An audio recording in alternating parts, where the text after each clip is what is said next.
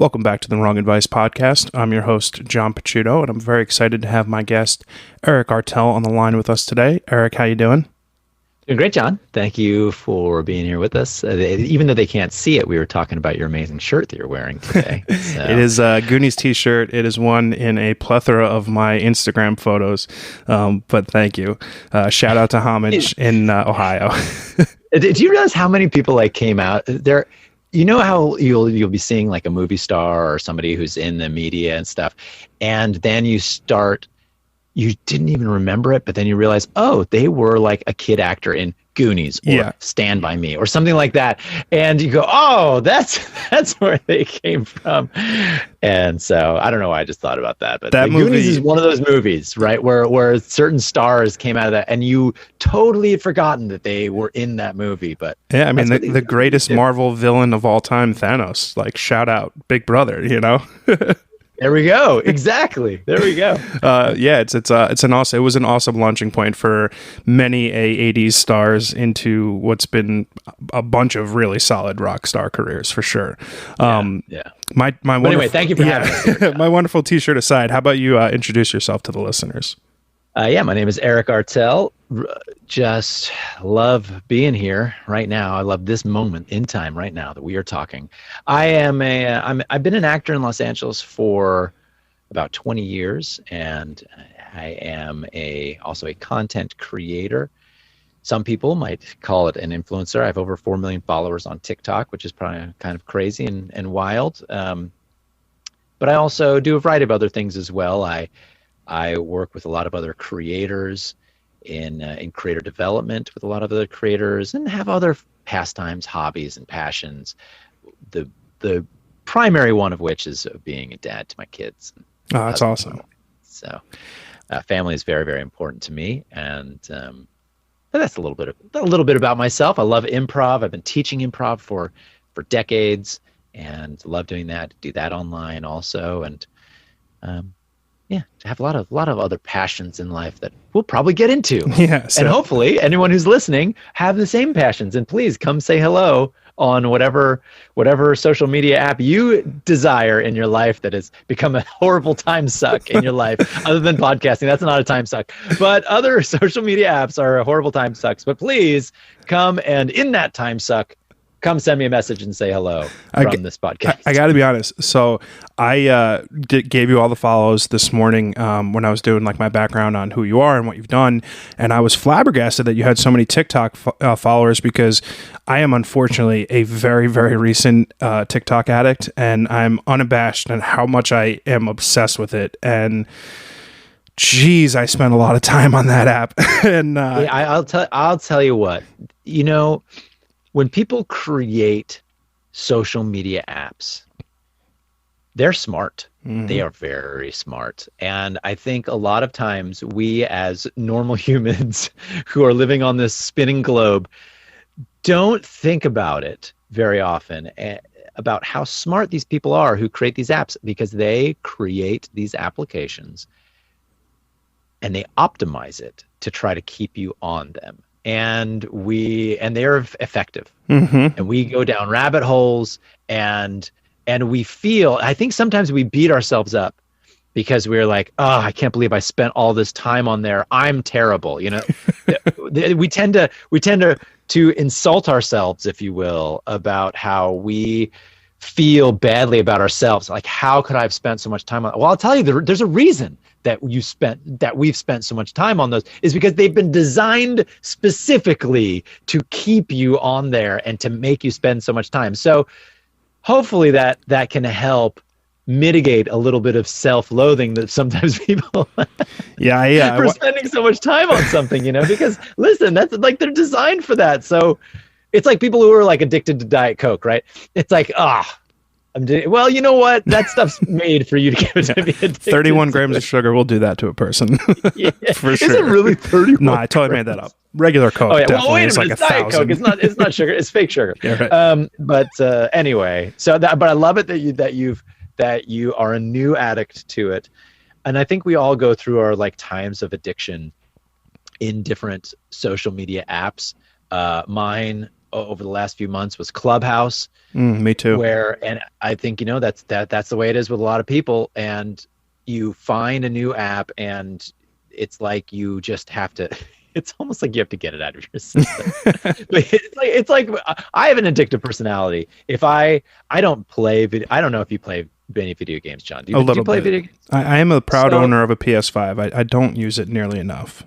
Oh, yeah. See, people are going to hate me for that. I wouldn't dare get one because I would want to play it all the time. Because if I get a new game, if there's a new game, and I have this personality where I just want to dive into it and do it. And so I don't know where this was going, but this is going about your addiction. New addiction. Yeah. So yes, your new addiction. I was browsing your profile, and I was like, wow, holy shit, this guy's like TikTok famous. So I would like you to kind of talk me through your career, right? You've been out in LA for 20 years. You started off as an actor. Yeah. You're now a content creator on a wildly popular social media app. Kind of talk me through your journey and kind of how you got to where you are currently. Definitely. Well, when I came out to LA, I was pursuing acting and pretty quickly, actually, and so grateful for it, but pretty quickly got into a position where I became a full-time actor, where it was, my life was auditions, lots of no's, lots of rejection, and every once in a while an acceptance and getting jobs as an actor. And it was wonderful. It's a crazy adventure, and that still continues to this day. I'm still auditioning and still getting lots of rejection and some acceptance. But I had been doing that for a long, long time. And at a certain point in time, and I haven't really told this story to very many people, but I'll tell it for this podcast. I was a guest star on an NBC show called Boomtown. It was a short-lived show on NBC starring Donnie Wahlberg, not Mark Wahlberg, starring Donnie Wahlberg and some other people. Interesting show. It was about LA. That's why it was called Boomtown, because it was about Los Angeles. So it was almost like a precursor to a lot of these CSI type shows. It wasn't a CSI type show, but you know how you like CSI Miami, CSI whatever. So it was set in Los Angeles, and it was a cops show, but basically detective show.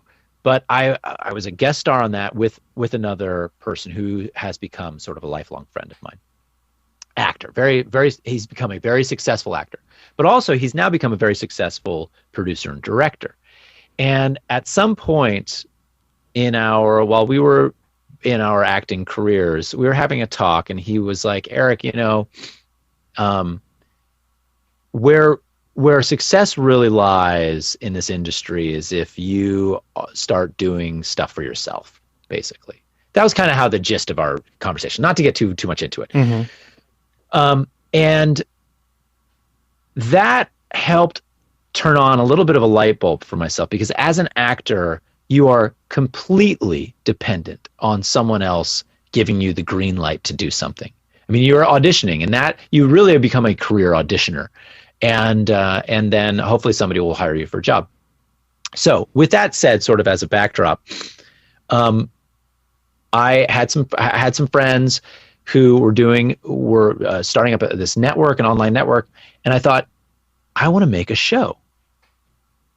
And so I brainstormed some ideas about a show, approached some people to help out with the show, and pitched it to these people, and they accepted it.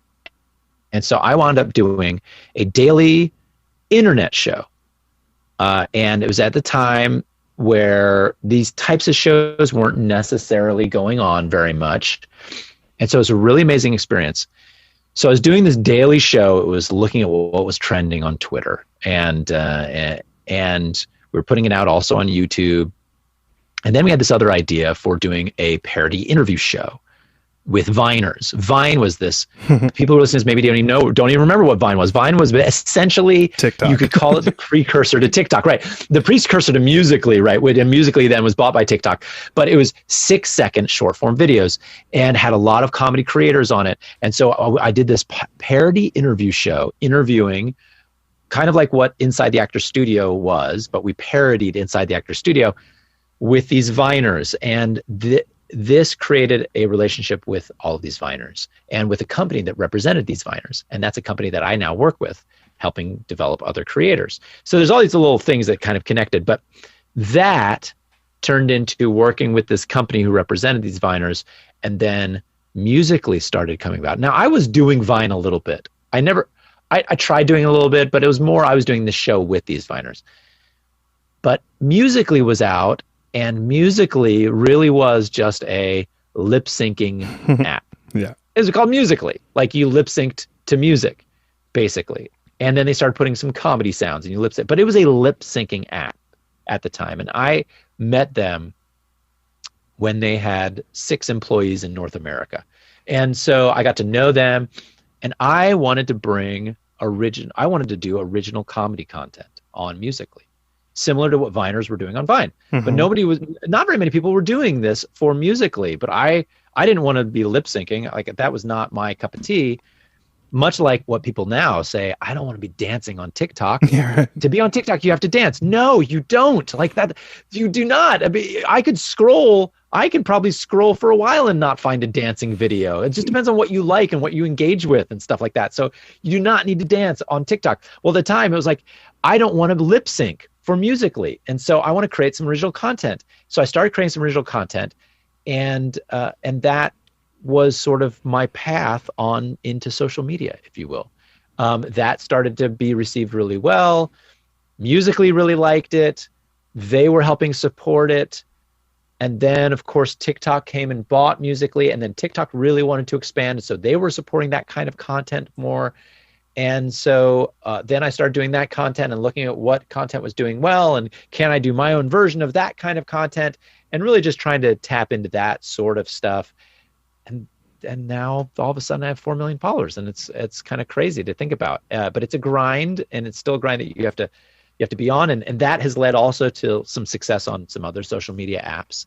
But that's kind of how it all came about. I still am certainly on the acting side. I'm still auditioning. I'm the host of a new show from America's Funniest Videos, AFV. It's on Pluto TV. It's called Prank Academy. So I'm the host, and I get to do a lot of fun sketch comedy characters for that. So if anyone wants to go to Pluto TV and go check it out on the AFV TV channel on Pluto TV, it's called Prank Academy. So I'm still doing that as well. But now I have this other aspect of my life of being a content creator and trying to do content. I've got some other content series that I'm about to start doing, and so it's fun. That's pretty awesome. That's kind of how it all came about, John. I know there's a long story, but hey, this is a podcast. No, that's a great story. So here's my question. You mentioned like the addiction to the social media, because I'm by far and away one of the most utilized things on my day is my social media apps. But as a person who's accumulated like a mass following on one of these apps, do you find that it's difficult for you to like ever unplug and ignore it, because you have to like kind of maintain this audience and maintain this persona that you've got 4 million people following you for? Yes. And you feel badly doing it. And so it's really interesting. I didn't understand what it was like.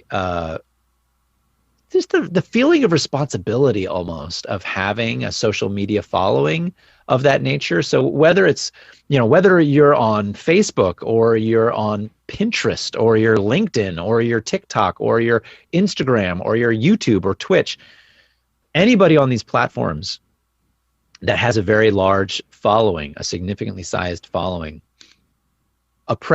there is a pressure that happens, and you feel bad about unplugging. Mm-hmm. And it's also interesting just from sort of a personal standpoint of there's a fear too that if you do unplug for too long, maybe it's gonna you get forgotten about away. Sure, yeah. Yeah, you get forgotten about, exactly. And you certainly see that in entertainment, where sometimes somebody will do something and they'll get slammed for it because they'll say they're just doing this to try to stay relevant, right? Mm-hmm. That's one of those buzzwords. And I know certain influencers or content creators, and maybe they've stopped sort of innovating, or they've stopped creating content, and then they'll just do something And that will be the criticism is, oh, this person is just doing this controversial thing just to be relevant, just to get their name back into the, whether it's good or bad publicity. Like no publicity is, what is it? No publicity is bad publicity, or no bad publicity. All publicity there's is no good. such thing. Yeah, right. There's no such thing. Yeah, there's no such thing as bad publicity, right? Or whatever it is. And in the social media world, that is true. I know we live in this cancel culture, that there is this, burgeoning cancel culture. But interestingly, on social media, a lot of creators, unless it's been something truly legal. Yeah, like illegal, I should say, right? Like, yes, exactly. Unless it's been something that's like truly illegal, they'll do something that's very controversial, and it does almost nothing but boost them, which is sad to say. It right? sure is. And there are certainly examples I can think of, and I don't necessarily want to talk. We don't necessarily want to throw those out there, but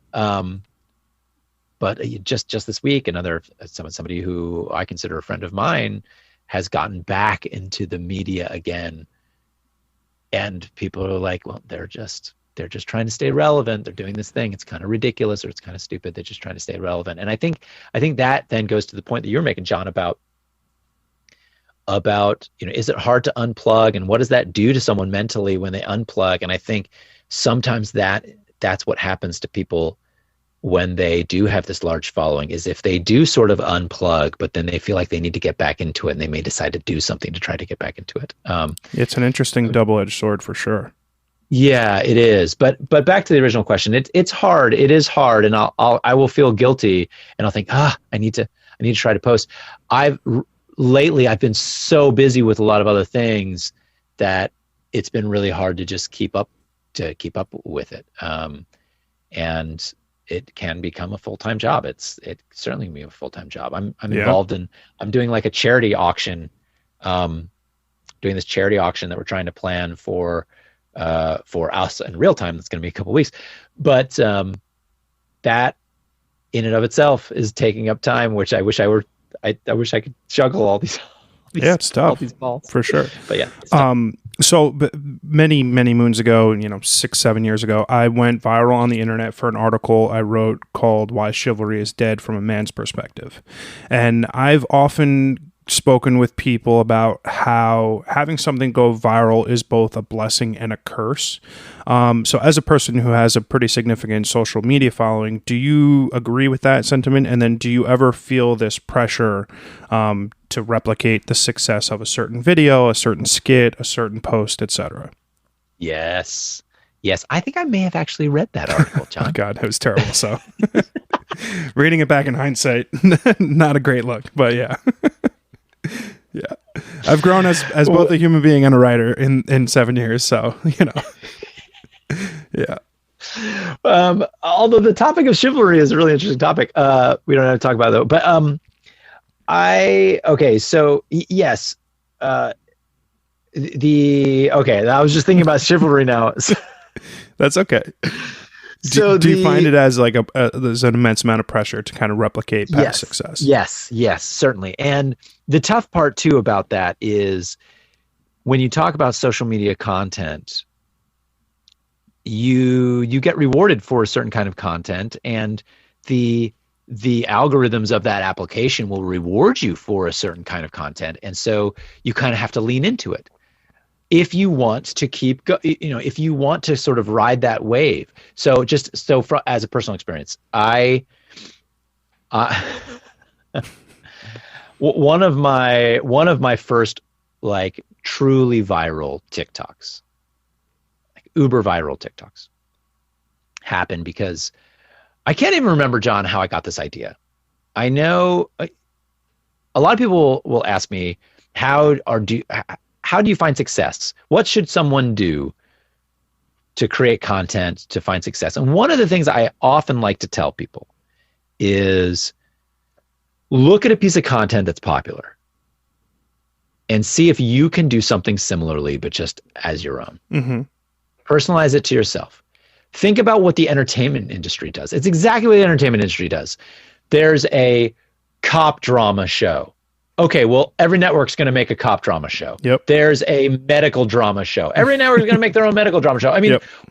think about what they do. Think about like when movies will come out, and all of a sudden you'll see 3 or 4 movies. But I remember one time when like volcano disaster movies came out, like 3 or 4 volcano disaster movies came out. Dante's Peak, Volcano, exactly, Deep Impact, Inferno, Armageddon. Yeah.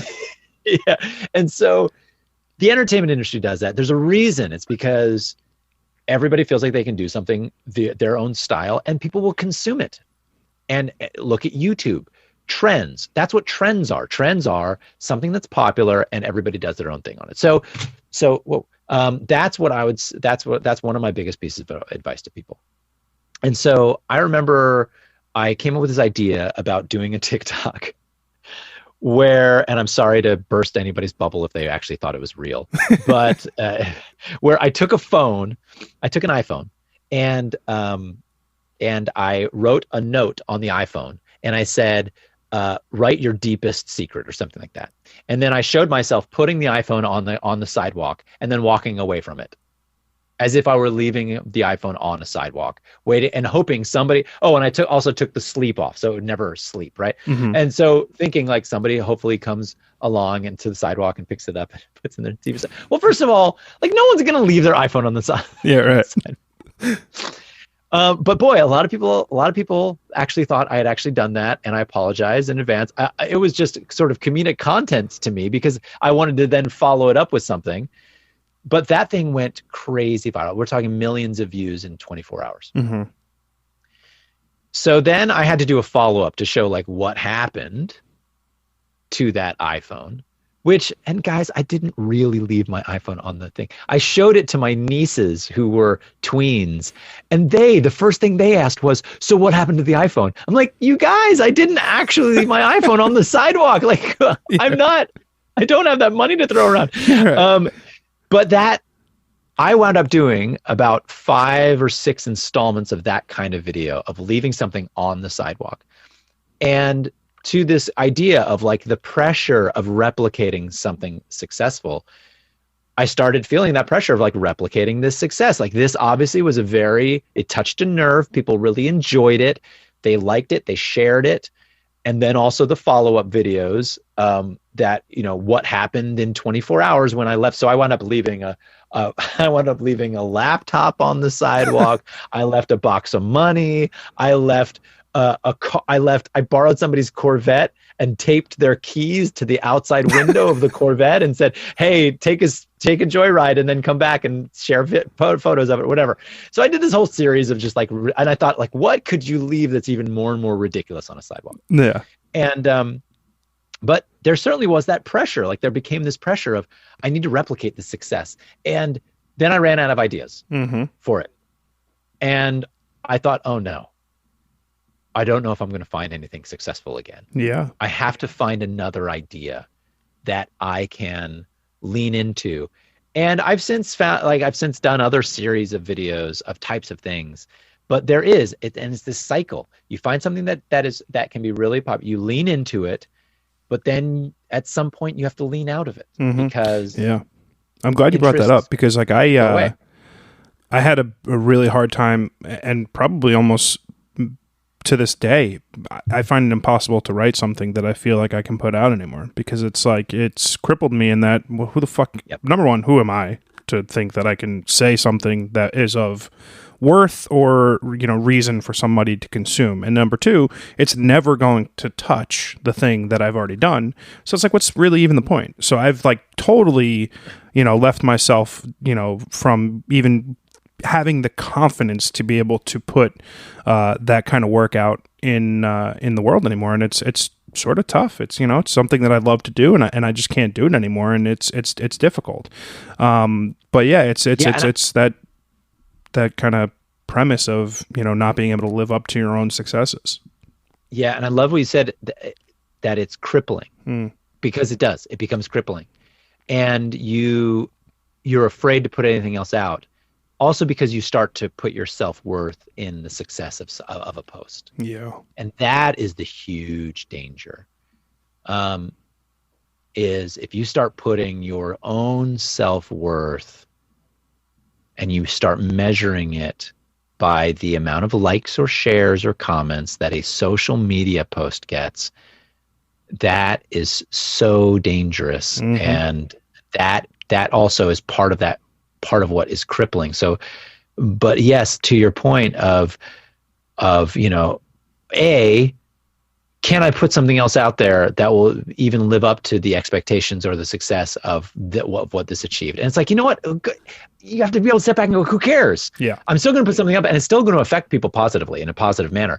Maybe it's not going to affect 10 million people, but maybe it'll affect 500 people. And maybe it'll affect 500 people better, more effectively than the 10 million people who were affected by the thing before. But it's so hard to keep that in mind. I have a close friend of mine is who wrote, the author of Ender's Game, Orson Scott Card, who wrote Ender's Game, which is a phenomenally successful book. And Orson Scott Card is a phenomenally successful science fiction author. I would dare say one of the most successful science fiction authors of this generation. For sure. But Ender's Game was his magnum opus. Best-selling. Yeah, right. Yeah, exactly. And it was essentially his first book. Wow. So think about I've never really talked to him intimately about this, but I'm sure he would have a lot of thoughts also on this thought, because he's written a lot of amazing stuff. And I would dare say he's written a lot of stuff that's better than Ender's Game, because he was a young writer at the time. He was like 20 years old, basically, when he wrote Ender's Game. And he has matured, and he has written a lot of stuff that is so deep, so incredible, so entertaining. And yet I'm sure there are sometimes he feels he's still chasing that. And he's written a number of books within the Ender's Game universe. I've read a lot of them. Yeah. And to that point of like, you've got something successful, keep it going if it's continue to get successful. And there was just an announcement, actually. I don't know if you saw that, but there's just an announcement that so he and another dear friend of mine, Aaron Johnston is now co-writes the Ender's Universe game books with Orson Scott Card. They wrote the Formic Wars series, which are the precursors to the Ender's Game. And a production company, they just made an announcement that somebody has sort of gotten the development rights to do a TV series about that's based on the Formic Wars, and Leonardo DiCaprio is a part of this group that's possibly putting it in development. And now we know Hollywood, who knows what's going to happen. Sure. That's awesome. Is Leonardo DiCaprio going to be starring in an Ender's Universe series, the Formic Wars? That'd be amazing. Who knows? Sure. But the short answer is no, but yeah. Sort of is no. But it's still this concept. And so I'm glad you brought it up, because you're right. It can become crippling, because you're trying to live up to the optics of success of this prior thing that you did. And then B, you start feeling like you were saying, like, who am I to write something? Or even for me, who am I to post something that somebody's going to like? Like, who am I? Yeah. Well, it's we're people. Yeah. It's the most common theme that I've struck upon on my series that, on this podcast, is this concept of imposter syndrome. And I've had conversations with people who are, like you, giant content creators, wildly successful photographers shooting covers of Sports Illustrated magazine, and actors, and really just like, chefs who have worked at these, Michelin star restaurants. And every single person that I've spoken with has struggled with this concept of imposter syndrome.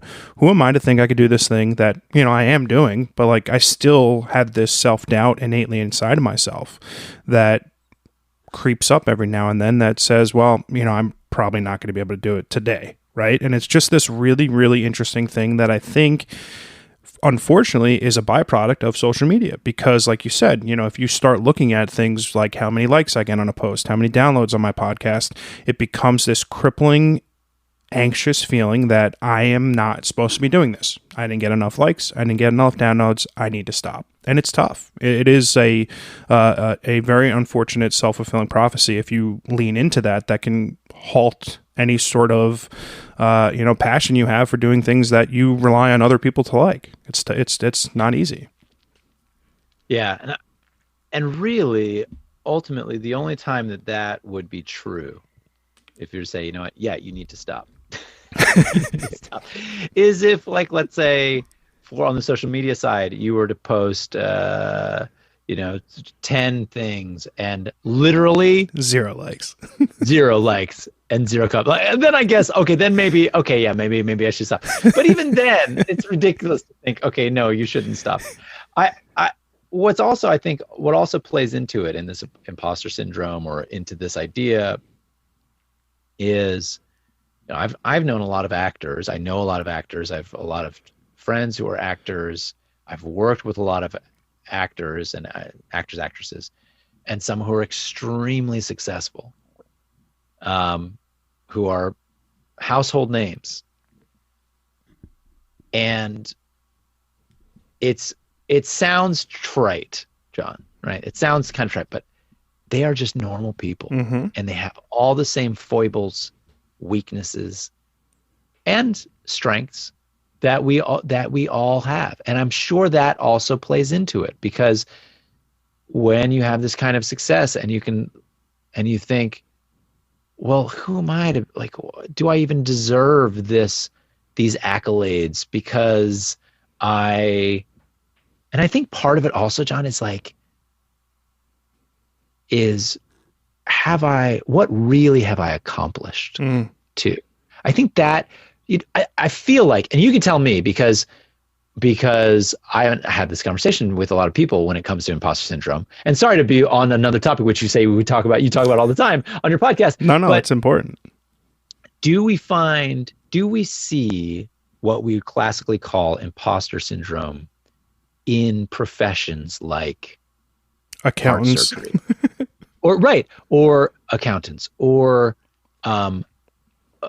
things where people are making, where you can connect the dots perfectly. Here is a heart surgeon, world-renowned heart surgeon, and they saved these people's lives, right? Do they feel the same type of imposter syndrome if they're like a world-renowned or does it base more on people who are an actor, creatives, or a creator, who basically they can step back and say, okay, I'm renowned for this, quote unquote, but what really good am I doing? Like, what really have I done?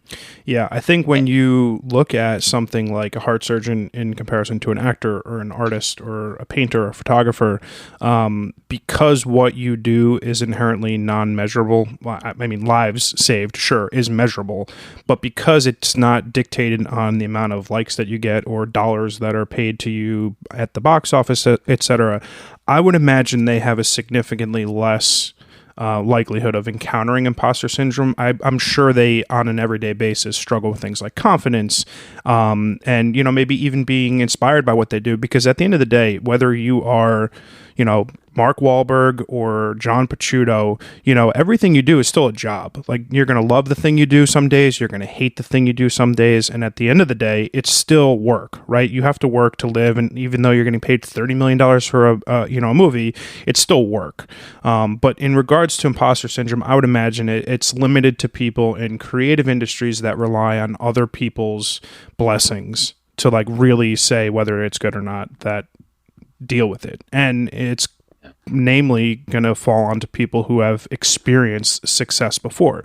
Because if you're a struggling artist or actor or photographer or whatever it might be, you don't have to necessarily worry about imposter syndrome because you haven't had the success that you have to live up to before. And I think it takes something to go viral or some level of success for you to feel like, I can't do that again, which is something that I struggle with. And I think the thing that I've been able to avoid, and I'm 35, and it's something that I've really only come into in the last 5 years, through a pandemic and all this crazy shit that's been happening, is that, like, people are people, and I'm going to do the things that I want to do. And I'm going to make myself happy doing the things that I want to do and be happy by doing. And I think that is, unfortunately, a huge component of time on this earth. And you only gain that with life experiences. Yeah, it's true. I'm reminded of an experience that I had, just thinking about what you're doing and what the worth is. What is the value of what you're doing, as opposed to like an open heart surgeon or something where you can easily connect those dots. I remember I was studying. I have a degree in economics, and me too. But awesome. Well, Small world. but at the time, I was not going to be pursuing acting. But I decided to. I loved acting. I grew up I loved doing theater, absolutely loved it. And but then I kind of put it away for a while because I thought this is not a responsible thing to pursue in life and so forth. But then while I was in college and I was studying and economics and possibly going into investment banking or possibly consulting, I started doing some local theater. And that was sort of the downfall for my future, because that like brought me back in. It reeled me back in, right? Like The Godfather. And I had this experience where I was doing, it was as local of a theater as you could get, in like this double wide trailer, which had been converted into a little theater in the round that sat maybe 30 people max. And we were doing original productions written by the old couple that was running it. And they were like a little original musicals and stuff. And I was doing this play called The Cruise of Love. And I can still even remember the chorus of the main song, The Cruise of Love. And I played just this sort of dorky, silly, it was almost like The Love Boat, but for a family-friendly Love Boat, if you will. And I was playing like the sort of the dorky guy who worked on the cruise of love. Mm-hmm. And since the theater was so small, there was this group of college-aged people, kids, young adults, who were sitting right there. Their feet are like on the stage, the floor. And they were, when I would come out and do my stuff, and I'm not saying this to pat myself on the back, but I would come out and I would do my stuff during the play, and they were just cracking up. They were laughing so hard, and it was so exhilarating, for one thing. But then at the end of the show, it's such a small type of intimate experience that you can't help but, when people are leaving, you're seeing them, and they're just laughing, and they thanked me, and that is where the value comes in this type of entertainment pursuit. Mm-hmm. I don't know what kind of day they had that day. And I've thought about this experience a number of times, because I don't know what kind of day they had that day. Maybe they had a bad day. And I was able to bring laughter or a positive emotion into their life that night. And they've probably forgotten about it.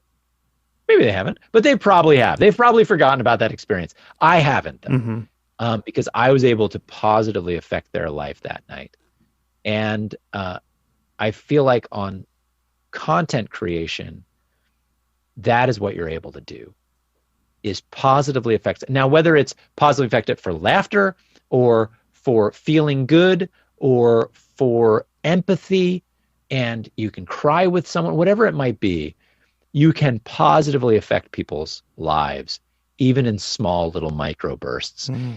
And that's kind of what I try to hang my hat on when it comes to this, as we're talking about imposter syndrome, because I think it does, some of it is rooted in this idea of like, well, what good am I even doing, people? And I have all these followers, and what really am I accomplishing? And who am I to be able to say that I should be able to accomplish this? That, I think it all kind of plays into that. And that's one of the things that I try to keep in mind, is this idea of positively affecting people. And so then what also helps with that is, then if something doesn't go viral, well, at least some people are seeing it, and they're still going to like it, and you can positively affect some people. And that's where you're doing some good in the world. Man, I really love that answer. That's like a tremendous perspective on, what can be a very tough thing, because it's not easy. What you do, trying to bring joy and happiness to people, is the best possible thing that you can do. And it's obviously, you can fail and you could be successful at it, but I think that's, man, that was a really tremendous answer. I love that. Do you find that there is an addiction inside of you to make people laugh? I'm not gonna say make people happy, but do you feel like there's you have, for me, I could tell you, when I'm with my parents, like I'm addicted to making my mom laugh, and like that's just a thing I need to do. So like as a content creator, as a generally funny person, you know, improv, comedy background, do you think you have an addiction to it? Yeah. Yeah. Yeah. I think most people have that addiction. Yeah. Whether they try to scratch it or not, I think if people were to really answer that truthfully, I think a lot of people would say that they love making people laugh and they always want to make people laugh. Don't you think? Absolutely. Don't you think so? 100%. Yeah, like class clown. And that's, and I was not voted class clown, by the way, but that's like the badge of honor usually for people. But maybe I'm just saying that because I come from a lot of comedy background. No, I don't think so at all. Improv. I don't think so at all. But yeah, I think people love making other people laugh. And there's something about it, John. I don't know if you're a parent or not. I'm not, no. But so I have 3 little kids, and making like little kids, like little children, making your children, or even I've experienced this when I was an uncle. I am an uncle. Making little kids laugh. It's the best. It's so addictive. Yeah. It's so addictive. Because I get that belly laugh. Yeah. Yeah. And so, yes, I think I have that addiction. And I will tell you this too, John, there are different kinds of laughter too. And there are different kinds of addiction. So I've performed so much improv in my life, and people laughing and applauding when performing improv is a different kind of rush or feeling that you get as opposed to people laughing when you do stand-up. Mm-hmm. It's just different. It's really hard to explain, but it's different. So there's also these different nuances of making people laugh. Like it's different being one-on-one with someone and just kind of doing something back and forth and you're both laughing, as opposed to being in a little group of people and you it's like the George Costanza, I'm out, you know, I made the whole room laugh and I'm out, you know, that like there are different nuances and feelings of the addiction too. So yeah, I think I would say if we want to put it in simple terms, I think I probably do have that addiction as well. I'm with you on that. That's an easy one for me to agree with for sure. Being that you do, like, you know, not counting the company that you work with, you know, helping creators create, etc. Being that, like, you know, a portion of your quote unquote job is creating content for people to consume. How do you deal with, like, you know, you put something out there, it's not that well received, you don't get enough likes, you don't get enough views, whatever. Like, does that ding your confidence? Is that something that like kind of plays into the next piece of content you're preparing? You're like, oh, well, that one was kind of like this one, it's not as funny, it's, you know, what, you know, how does that kind of affect your ability to create moving forward? Tremendously affects it. It does. I hate to say it. It shouldn't. I feel like it shouldn't, but it does. And if people are listening in on this, and I think there are a lot of people who've experienced that to a certain degree. So if anyone's posting stuff on on social media, and it's like this one post got 100 likes, and then I'm doing this, and oh no, this thing got 10 likes. Oh no, you know, yeah, it does. I've certainly done things, and it's just put a stop to what I was doing because it just wasn't getting the engagement, and even it was stuff that I loved to do, but ultimately, I mean, unfortunately, I get into a position too where it's like I need to maintain at least some level of engagement in order for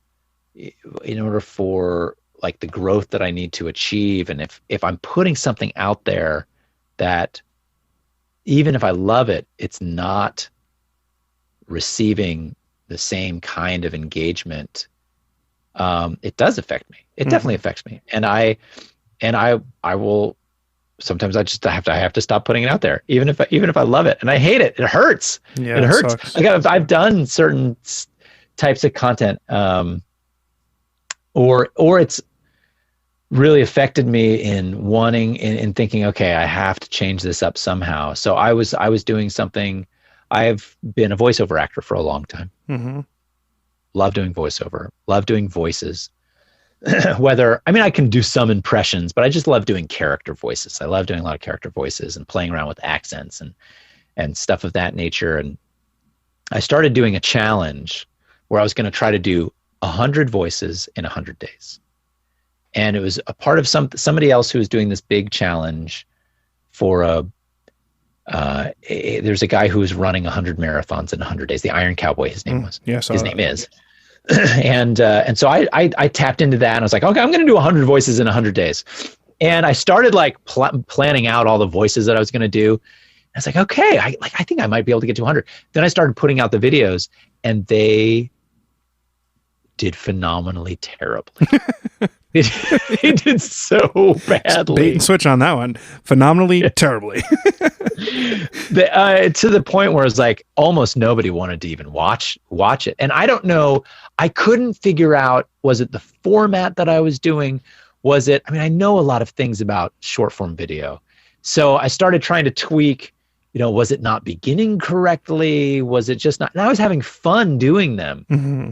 but I could not figure out how to make them more engaging and to get the level. And so I stopped.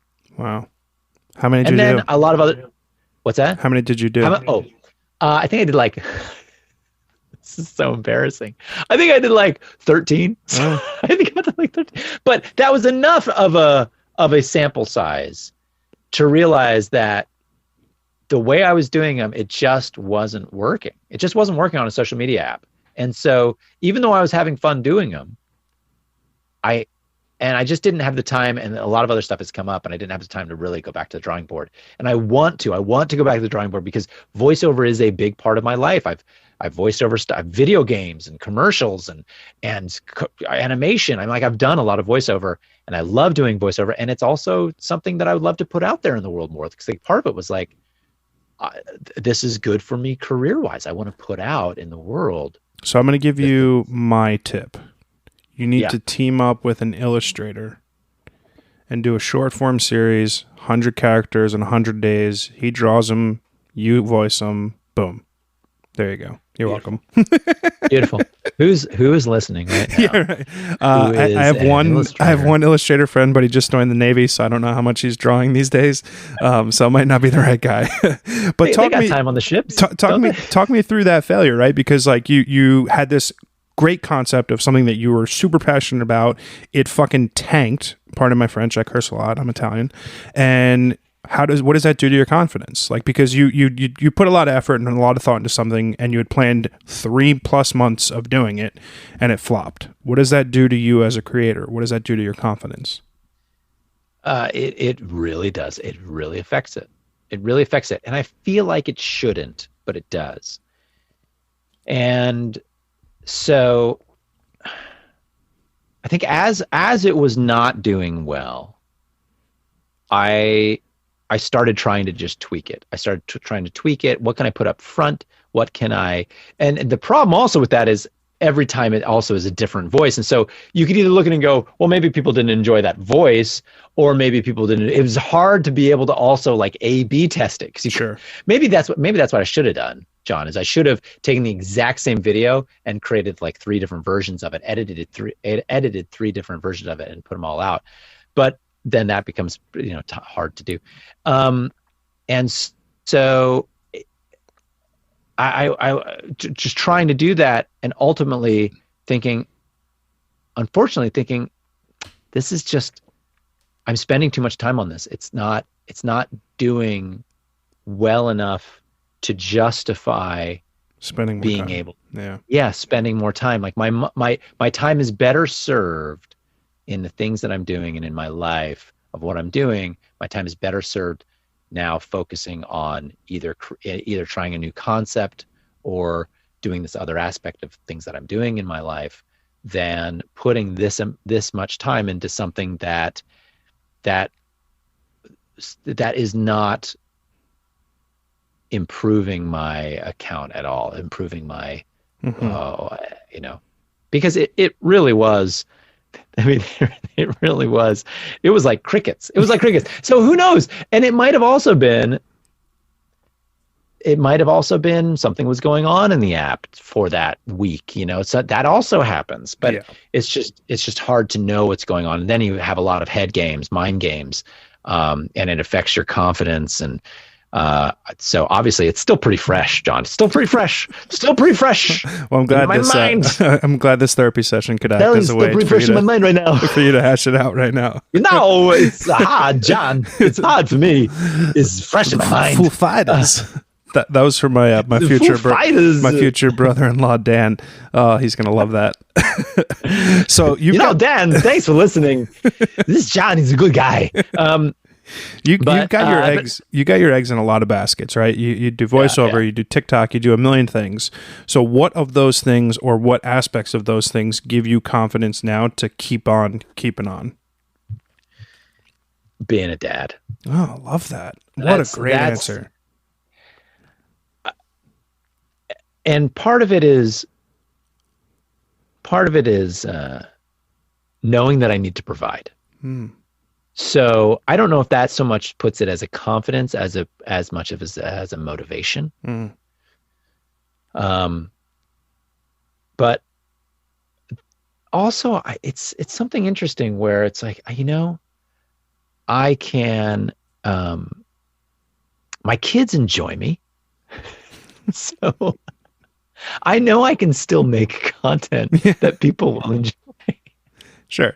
So there is a confidence thing there as well, but maybe it's more about motivation. That is such a strong motivation, is being a providing father for my family. But when it comes to confidence, I think part of it goes into that self-worth conversation we were having earlier. Is that's where I find my self-worth. I'm a person of faith. I find great self-worth in that, of being a child of God, and so I have a lot of self-worth in that, and I find great self-worth in my relationship with my family and being a husband and being a father, so that I can go through the valleys and enjoy the peaks, but also go through the valleys of what we were just talking about, where this basket isn't producing the eggs that I'm hoping that it does, but I'm not putting my self-worth in that. So I have confidence, and I know I've done it before. I can do it again.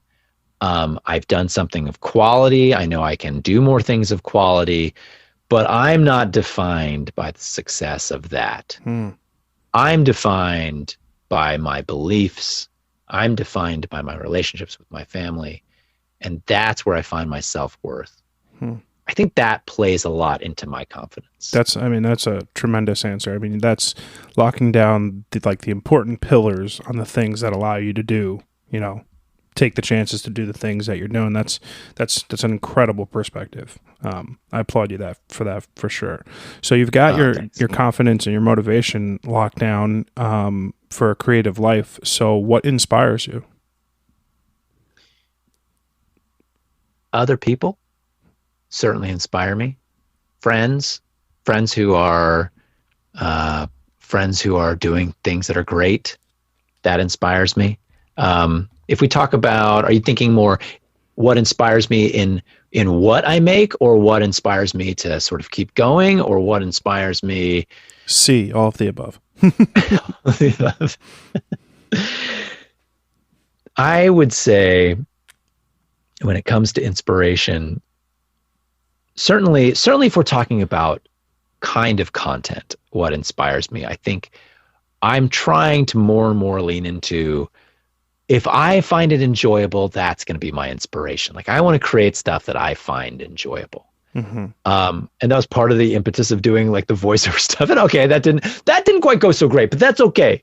That's okay. I'm going to do better. I'm going to do some other stuff. But I also find inspiration, I think, in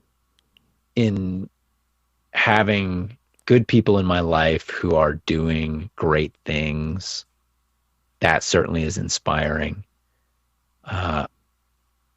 I get friends when we talk about in the content creation world, people I meet, people I become friends with, and they find success by doing stuff that they want to do as opposed to doing things they feel like they have to do. I have a good, really dear friend, David Lopez. His name is. He was great, all Viner and stuff, and he's always kept very true to trying to just do content that he thinks is funny and just do stuff that he wants to do. I think sometimes he dabbles into other things that maybe he does just because he knows, oh, this has to be popular. But he just does like sketch comedy stuff. And that's inspiring, seeing the success that he's able to have and the how much he's enjoyed to do that. And like I said, meeting new creators who come to the game with something new and find success in doing it. That definitely is inspiring, because I think that becomes inspiring for a lot of people in the world of content creation, because they can look at it and go, oh, there's space for me. Like there's space for me to be, this goes back to what we were talking about. TikTok, I have to dance. No, you don't have to dance. There's space for people. There's space out there, because ultimately the best kind of content, right, is obviously, not obviously, some of the best kind of content is relatable content.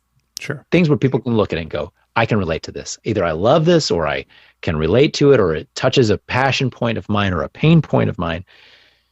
And there are so many different people in the world who have so many different interests and so many different loves and hates, etc., that there's room for everybody. Mm-hmm. Yep. Just about everybody. Almost.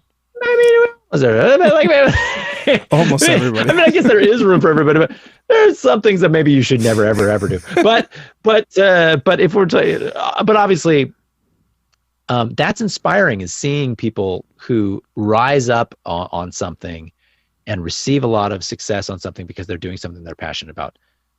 Case in point, a buddy of mine, Spencer, he goes by Spencer X.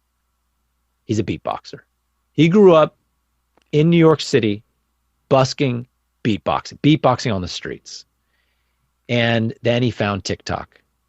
And he now has, I think, 40 million followers, maybe. Shit. Wow. All he does is beatbox. So he's living his dream. He's incredible. That's awesome. Right. But he beatboxes and does like sound effects and beatboxes. And it's just inspiring to see something like that. Now, somebody could, on the other hand, look at it and go, all he does is beatbox. And they could get bitter about it. But instead, to me, it's inspiring, because I'm like, this is amazing. Mm-hmm. This is somebody doing their passion, doing something they absolutely love. They've been doing their whole life. And now they've found a place for it that is magnifying them. And he wants to bring beatboxing to the world type thing. And it's inspirational. That's awesome. Yeah. It's very cool. So that's awesome. That was such a great answer. You've got a career that's, spanned 2 decades. And I think I think it was this week, I don't know if it was the Wall Street Journal, or I read some article that like the number one like job that like kids these days or college students want right now is to be like a YouTuber or a content creator. Yes. So true. While we were growing up, that wasn't a thing. It didn't exist. No. None of these social media platforms were created yet. So as a person who's had a career that's spanned a bunch of different generations of media and content, how do you address like what dreams that you might have, whether it is you want to star in a movie, a TV show? You have, again, like I said, your eggs in a bunch of different baskets. How do you kind of, what is your biggest dream now for you over the course of the next, phase of your career? Career-wise? Yeah, certainly there are certain things that are kind of the biggest goals, the biggest aspirations. Like one thing that I'd absolutely love to do is just to be a series regular on a cartoon. That would be so amazing. I would absolutely, voiceover is so fun to do. I love doing it. That would be absolutely amazing. If we're thinking sort of career goals and aspirations, being a regular on another TV show is also something. There's something about that, and I'm coming also obviously from a place of now wanting to provide for a family. So there's a stability in that sort of thing as well that certainly plays into it. But I've done a variety of different TV shows where I've been the host of a show for 3 years, and that is just so fun. It's so rewarding being a regular part of an entertainment vehicle like a show. So they're kind of like these different those kinds of little goals. I mean, doing movies is always really, really fun to do, but doing movies is sort of a one-off, right? Unless you're going to be playing Captain America for 7 times. Who knows how many movies. So I think it's interesting, John. When I got into the entertainment industry, really my goal was I want to be able to support a family in this career. That was my goal. And when talking with some people about that, sometimes people say, "Well, man, you really should have set the bar higher because you achieved that, and so maybe you should have made a different goal." Yeah. But that sort of was my goal, and has kind of always been my goal, and so maybe it's kind of a misplaced goal. I don't know. Could be a misplaced goal. Maybe I should set a sort of more specific thing. And I guess when it comes to goal setting, you should be more specific in certain goal settings. I don't know. I might have to disagree with you, Eric, because I mean, your priorities are obviously in the right place. When you put something in place that is really taking care of, your family, which to me, there's, family, friends, everything else that matters in life is way below that. So when you consider how you've addressed your priorities and your goals, I think they're pretty in line with like what, a pretty, great human being would have. I mean, that's kind of, that's at the end of the day, what else is there? Being able to provide for your family, that's, number one. Unless you don't have a family, then it's providing for yourself. Yeah, provide for yourself. Well, I appreciate it, John. And I appreciate you saying that. And I think what it has done for me is it's made me be able to experience certain things that I don't think I would have otherwise. So case in point, if I had still been single and not had a family, I don't know if I would be in the position that I am in today, where I am, I'm on TikTok and I have all these followers on TikTok and I've done X, Y, or Z, because I may have, if my goal had been, I just want to be in major motion pictures. If I had kept to that one goal, I could have survived as a single person. I could have survived as a single person still trying to do that and waiting tables at night and doing my workshops and going on auditions and just solely focusing on that and not taking these other avenues of possible success and possibly financial success. But because I haven't been so focused on one particular goal like that, and it's been instead this idea of I'm just going to try to do whatever's able to be successful in this industry. It's opened my life up to a lot of different opportunities that I don't think I ever would have had.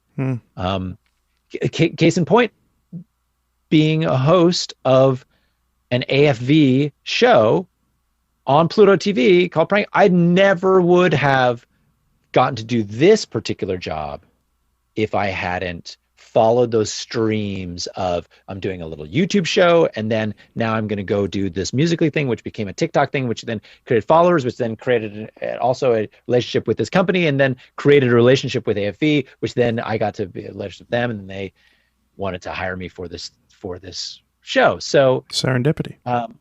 Yeah, it's serendipity, and it's following these paths that that have promise and that I want to try to follow. So that's a really roundabout way of talking about it. I feel like I think that it's like words. No, I think that's like that's nail on the head. That's pretty much as spot on as you could be. But I do want to say, sorry, John. I do want to say just that no fault in people who do keep one. Oh, goal. sure, like, yeah, like obviously, right? And maybe if I had kept one specific goal like that in mind, different things would have opened up for different things. It's our life experience, and then again we get to this thing of, well, what ultimately defines us as self-worth? Is it what we've achieved, or is it how we've gone about achieving it, and the lives we're affecting positively in the journey, right? It's that destination versus journey.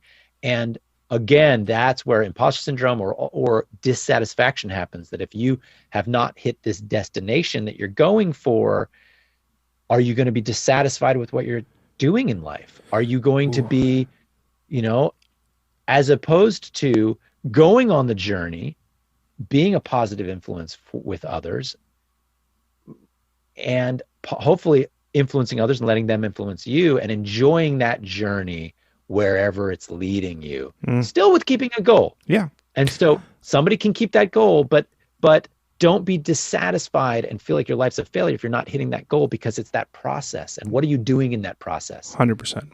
100%. I couldn't have said, I mean, I've articulated this on many conversations I've had in the past, because, when you're growing up, you're going to high school, you kind of like have this timeline with your entirety of your life. In 4 years, I'm going to graduate high school. In 4 years, I'm going to graduate college. In 5 years, when I'm 25, I'm going to have XYZ job, making XYZ money. At 30, I'm going to be married. So like we always have this time construct to the things that we're trying to achieve. And it's funny because it took like my 30s and a bunch of failure for me to realize that it's not the destination, it is the journey. So much of your life can be planned out ahead of you, and then the quote, life is what happens when you're busy making other plans, is like the number one thing that I've come to learn over the course of the last few years, because it is a journey. It is a matter of filling your time up with your friends and your family and the things that fill you up, and doing the right things along the way. That is what's more important than saying, hey, I want to be a movie star by the time I'm 25. And then what happens when you're 25 and you're not, right? So, I think that was a really, really great way for you to put it, for sure. And just to add one, or what happens when you're 25 and you are a movie star? Oh, yeah. What do you do? That's a whole nother conversation, because it's okay, I've done this, but what have I done? Like, what have I mean, something really cool and great, and I've accomplished this goal, but now what? Now what? Now what? And so if you're not focused on however you're influencing and positively impacting others, if that's all you're focused on, then that becomes that now what problem. And trust me, I have friends with people in various industries, whether it's the influencer side or the traditional acting side, who have achieved amazing things, but there's that now what problem. And again, if that's what they've put their worth in, if that's what they want they put their life definition in, is accomplishing this, then it does become that now what, and depression kicks in. I've found that the now what has turned into just this huge positive lately for me, because I've been able to learn through life and experiences that the now what, you can treat it one of two ways: as this springboard to greatness or achieving more things that you want to do, or like you said, a real negative, well, I've done everything that I've wanted to do, now what? And thankfully I've through the love of family and the support system of friends, I've gotten to a point where the now what is all great things. But it is for sure a tricky, pivot point in your life, and through your successes, for sure. I like to wrap up every podcast with just sort of some like rapid fires. Really, there's a couple easy ones, a couple like deep ones, but I'm sure you're not going to have any problems with these. But my first question for you is, what's your favorite book? And you're not allowed to say Ender's Game because you're friends with Orson Scott Card. Oh man, not allowed. I wasn't friends with him before I actually read that book. My favorite. This is so hard. That's so hard. So I can't. That's too hard of a question. I will say I mean, I've read it. Come on, man. How could you not let me say Ender's Game? How could you not? I've probably read that book more than almost any other book that I've. Well, it's like a cop out. You gotta, Had you not mentioned that, your friends. That would have been my. I love books. We're in a book club. John, I know this is supposed to be fast. I know this. No, it doesn't have to be fast. Speed. The questions are supposed to be speed, not the answers. But yeah, I've read so many. I will say my favorite genre is like fantasy, sci-fi fantasy. That's my favorite genre. I'm with you. Probably my favorite genre is probably fantasy, and one of my favorite books. I'm going to give you two right now. The Way of Kings. It's a series by Brandon Sanderson. That's the first book. It's so incredible. And then also there's the Eye of the World series by Robert Jordan. But those are two series. The first books in both of those series are just like they'll suck you in, and you'll spend so much time reading them. Good. I'll writing those down right now. I will give you a recommendation of A.G. Riddle. He does mostly sci-fi, not so much fantasy, but I think you'll really like his work. Former investment banker turned author, and he's written, I think, 2 different series. One's 3 books, one's 2, and then a standalone novel. His writing is wonderful, and I think you'd probably really enjoy it. A.G. Awesome. Riddle. He's pretty great. Definitely goals to get him on the podcast. He's just has such a wildly interesting career from, investment banking to author to, it's just wild. What's your favorite movie? Oh man. There's I love this movie. First movie that came to mind is it's because it's a movie that a lot of people have not seen, but I absolutely loved it. And now all of a sudden I'm totally blanking on the name of it. John, this is ridiculous. Starman. Starman. Have you ever seen it? I have not. Okay, so it's an 80s movie. No, I know what it is. Yeah, I just have never seen it. Yeah, it's like Jeff Bridges is so good in it. But I don't know why. It just really touched me. Right, yeah, what is bad? But it just really touched me. I really liked it. Can I say it's my favorite movie? I don't know. But it's a great movie, but it's like this movie that a lot of people haven't seen, but I really liked it. But man, that's a tough one too. There's so many great movies. What's yours? Oh, fuck. I mean, I'm wearing a Goonies t-shirt, so I'll cop out and say Goonies, but I'm like the worst person to ask that question. Like, I'm single, I'm dating. People ask me that question all the time. They're like, oh, what's your favorite movie? I own over 200 purchased movies on Apple TV, whatever. I have like 1,500 DVDs. I see everything. I literally see everything. So it's like, it might be the Goonies today. Tomorrow might be the Secret, the Secret Life of Walter Mitty. There's just so many. 500 Days of Summer. I've seen everything. I love most of what I see. I would make a terrible critic. So would I. I'll tell you another movie that I could watch a lot. And it's a long movie, and people think I'm crazy. Dances with Wolves. I love that movie. Yeah, well, it's cinematically beautiful. I love that movie. Yeah. And then also Minority Report. Oh, yeah. I just watched that literally 3 days ago. Yeah. I love that movie. I love Tom Cruise. A lot of it for me, by the way, is actors. Like, what actors do I enjoy watching? For whatever reason, I feel like this is true for a lot of people, but they love watching certain actors, and they can watch those actresses. I'm using it, but they love the movies that they are in. Yeah. And I love Tom Cruise, man. I love watching Tom Cruise. I love watching Denzel Washington. I love there are a lot of people there are certain actors I love watching. Ditto. And I could watch their movies. Completely with you. It makes movie watching an easy thing to do when it's a person that you have a rooting interest in, for sure. What's your favorite food? Italian. Nice. Italian. Selfish there, but yeah. I'm not saying this. I'm not saying this to butter you up. No pun intended. But yeah, Italian. Italian's my favorite food. Nice. Heavy one. Do you believe in an afterlife? I do. Nice. Me too. That can lead into a heavy conversation, but I'm in complete agreement with you for sure. What is the best advice that anyone has ever given you? One of the best pieces of advice, the first one that come to mind, it's a career piece of advice. And I was working as a waiter in Salt Lake City. And I had just gotten, I just become qualified I got Taft-Hartley, which means I could join SAG, the union, Screen Actors Guild, which is a huge step in an actor's career. I didn't understand at the time just how lucky I was. But I was thinking about moving down to LA and pursuing acting full-time in LA.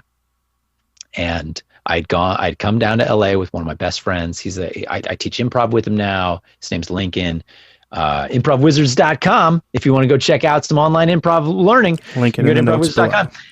And it's in the notes below. So we came down to LA together to check out LA. On the drive back up, I'm like, I've got to move to LA. I just had such the strongest feeling, just a true, I felt it was like a spiritual prompting. Got to move to LA. Single, I could do it. I could just uproot and move. So I tell my manager of this restaurant that I was working at. It was a hotel restaurant. And I said, I got to put in my notice. I'm going to be moving down to LA, pursue acting. And she said, my daughter has gone down there to do something similar. She said, if I could give you one piece of advice, it is do something for your career every day. Every day, do something for your career. And for me, the reason why that was such an important piece of advice was because pursuing acting is an extremely self-starting pursuit. The temptation is to just not do anything and just wait for someone to call you. Sure. But you have to be proactive. And so that, for me personally, this is a long time ago, that was a very, very important piece of advice, because I could take each day and think, okay, have I gone on audition today? Well, that would be something but if I didn't have an audition, or I didn't have this or that, then I should practice something, or I should do something. Like I should be doing something every day to try to pursue or to further my career. So that was probably one of the best pieces of advice I'd ever gotten career-wise. That's a good one. That's a very good one. Yeah. I would piggyback off that. And if you have the ability to do the thing that you love, like even if it's like as a hobby, it's not something, my bio is writer, photographer, podcast host. None of those things pay me any money. So you're a non-paying hyphenate. I'm a nonprofit organization. So if you could do the things in your free time that like make you happy and fill you up. Like I sent out a tweet this morning that on the days where I have one of these conversations and one of these podcast recordings, I am happy the entire day. I'm going to be on cloud nine the second we hang up off this line. I love doing this so much. It's so great. I get zero monetary benefit from it. But if you can spend excess time in your life, not your 9 to 5, doing things you love, you should do that for sure. That is such a good piece of advice. And by the way, that means please leave a comment, rate it, share it with your friends. Yeah. This episode. There was somebody that my brother knew not growing up, but when he was an adult, who every year they tried to learn a new skill. Love that. And I wish I had the fortitude and mental capacity to do that. But it's like 1 year learn surfing, 1 year learn to play the guitar, 1 year learn basic Spanish, 1 year learn. And they had been doing it for like a number of years.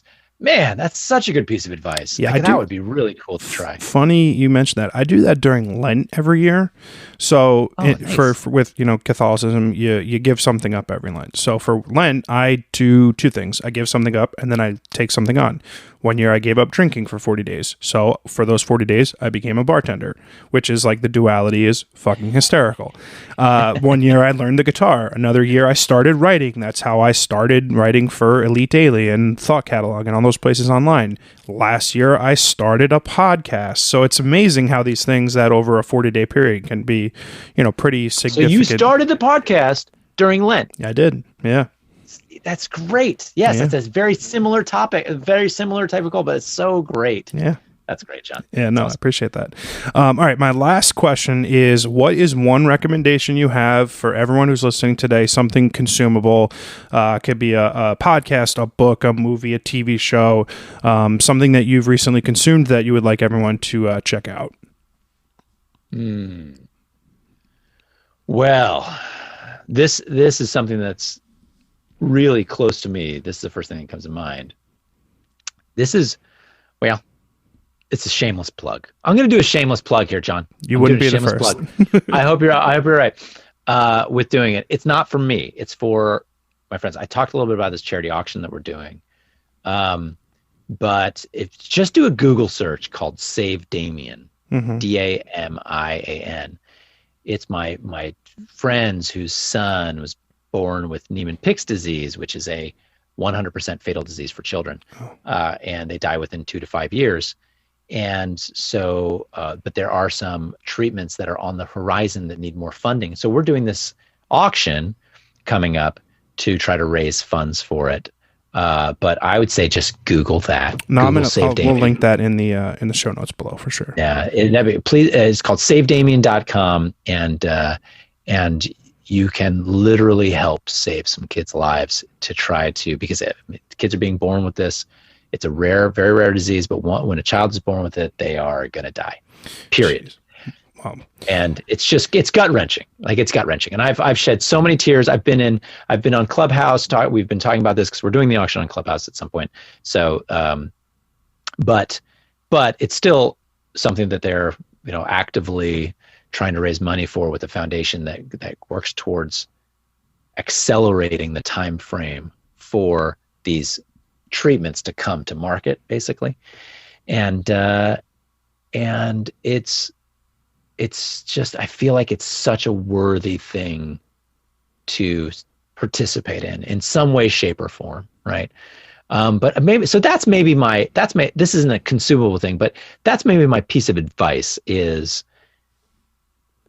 find something to participate in where you feel like you actually are, where you feel like you're making a difference in something.